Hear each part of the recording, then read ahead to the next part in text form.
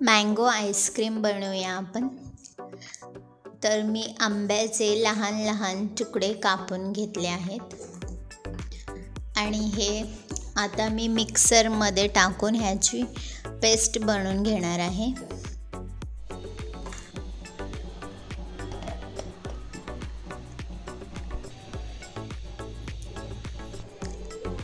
आता ही मँगोची पेस्ट आहे ती मी साईडला ठेवते. यामध्ये मी दूध टाकलं होतं पेस्ट करायला. तर आता पातेल्यात दूध गरम करायला ठेवलं आहे आणि आता या दुधामध्ये मी अर्धी वाटी साखर टाकली आहे. साखर विरघळवून घ्यायची.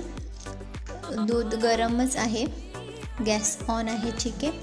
तर एका फुलपात्र्यामध्ये साईडला थोडंसं दूध घेऊन या दुधात 1 चमचा, पहा ही कस्टर्ड पावडर आहे, असं पॅकेट मिळतं. तर हे 1 चमचा कस्टर्ड पावडर साईडला थोडंसं दूध घेऊन त्यात मिक्स केली. 1 चमचाच टाकली आहे मी पावडर. आणि मग आता हे जे पावडर मिक्स केलेलं दूध आहे ते या पातेल्यातल्या दुधात हळूहळू टाकून मिक्स करायचं आणि गॅस ऑनच आहे. तर हे मिक्स करत राहायचं, हलवत राहायचं आणि हळूहळू हे दूध घट्ट व्हायला लागेल. जेव्हा आपल्याला थोड्या वेळाने वाटेल की हां थोडं घट्ट झालं आहे, त्यावेळेस हे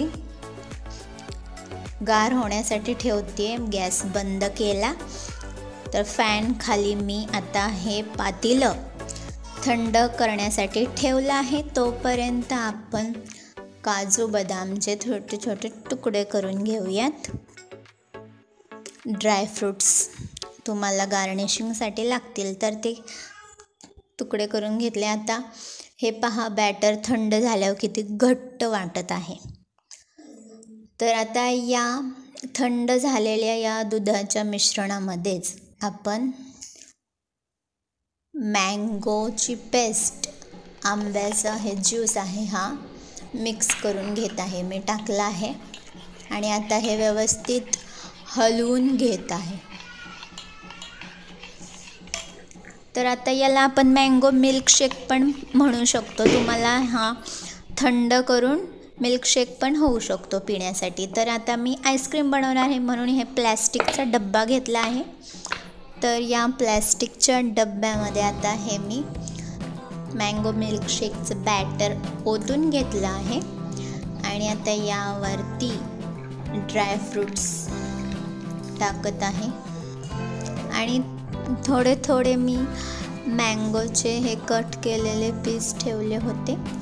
आईस्क्रीम खाताना दाताखाली आल्यावर खूप छान लागतं. तर ते छोटे छोटे तुकडे पण मी टाकून घेतले.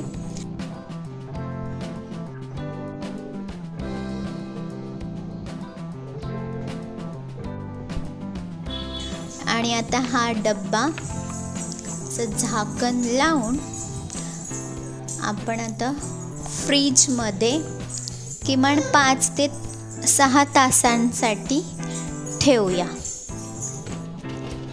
5 ते 6 तासांनी याचं आईस्क्रीम रेडी होईल.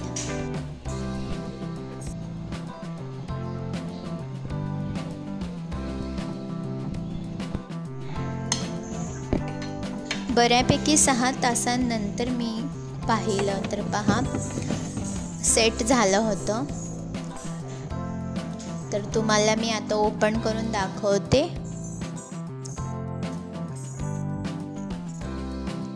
वाव, सुपर्ब, एकदम मस्त. किती छान आईस्क्रीम झालं आहे. दिसताना तर खूप भारी दिसत आहे. आता खाऊन टेस्ट करून पण पाहायला पाहिजे. Mango ice cream, homemade mango ice cream. आता मी श्रावणीला पण देणार आहे टेस्ट करायला. तुम्ही पण घरी कस्टर्ड पावडर आणून नक्की ट्राय करा होममेड हेल्दी आईस्क्रीम. तुम्ही यामध्ये डिफरंट फ्लेवर ॲड करू शकता, जसे की आपण पायनॅपल आणले तर pineapple ice cream, mango ice cream. Okay, तर ठीक आहे. अशा प्रकारे आपलं आईस्क्रीम झालेलं आहे. श्रावणीचा फीडबॅक मिळाला म्हणजे everything was fine and delicious. आवडलं आहे श्रावणीला, बेस्ट. तुम्ही कसली वाट बघताय? चला पटकन रेसिपी ट्राय करा आणि चॅनलला सबस्क्राईब करा. Thank you, bye.